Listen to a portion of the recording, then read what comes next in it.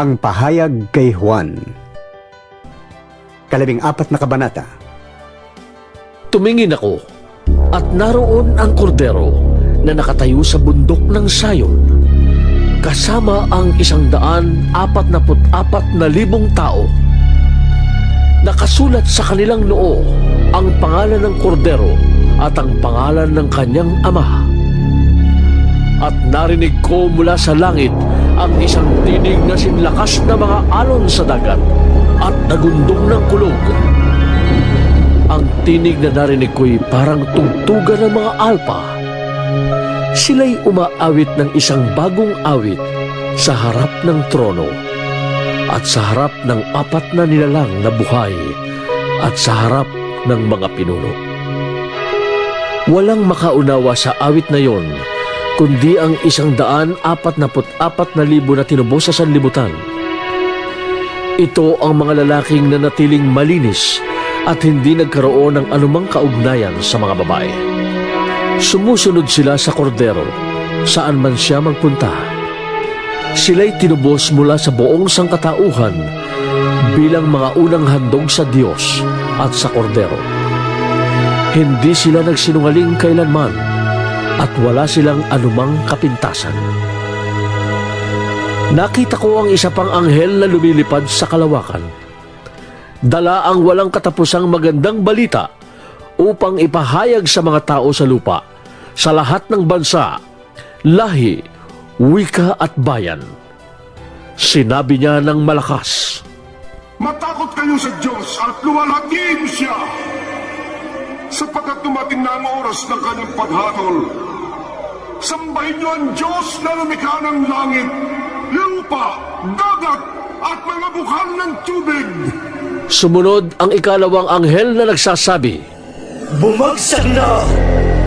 Bumagsak na! Ang dating makapangyarihang Babylonia! Pinainom niya ang lahat ng tao ng alak ng pagkahumaling sa kanyang kahalayan. Sumunod sa dalawa ang ikatlong anghel na sumisigaw ng malakas, Sino bang sumasamba sa halimaw at sa larawan nito at nagpatatak sa kanyang noo o kamay ay paiinumin ng Diyos ng alak ng kanyang puot na walang halong ibinuhos sa kopa ng kanyang galit. Pahihirapan sila sa apoy at asupre sa harapan ng mga banal na anghel at ng kordero. Ang apoy na nagpapahirap sa kanila ay mag-aalab magpakailanman. Araw at gabi ay maghihirap ng walang pahinga ang mga sumamba sa halimaw at sa kanyang larawan at ang mga natatakan ng kanyang pangalan. Kailangang magpakatatag ang mga pinili ng Diyos, ang mga sumusunod sa utos ng Diyos at nananatili sa pananampalataya kay Jesus. at narinig ko ang isang tinig mula sa langit na nagsasabi, Isulat mo, mula ngayon, mapalad ang naglilingkod sa Panginoon hanggang kamatayan. Tunay nga, sabi ng Espiritu, matatapos na ang kanilang paghihirap, sapagkat ang kanilang ginawa ang magpapatunay sa kanilang katapatan. tumingin uli ako, at nakita ko naman ang isang puting ulap, at nakaupo rito ang isang kamukha ng anak ng tao. May koronang ginto, at may hawak na isang matalim na karit. Isa pang anghel ang lumabas mula sa templo, at malakas na nagsalita sa nakaupo sa ulap. Gamitin mo na ang iyong karet.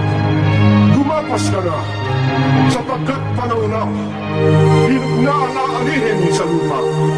Ginamit nga ng nakaupo sa ulap ang kanyang karit, at ginapas ang dapat anihin sa lupa. At isa pang anghel ang nakita kong lumabas mula sa templo sa langit. May hawak din siyang matalim na karit. Lumabas mula sa dambana ang isa pang anghel. Siya ang namamahala sa apoy sa dambana.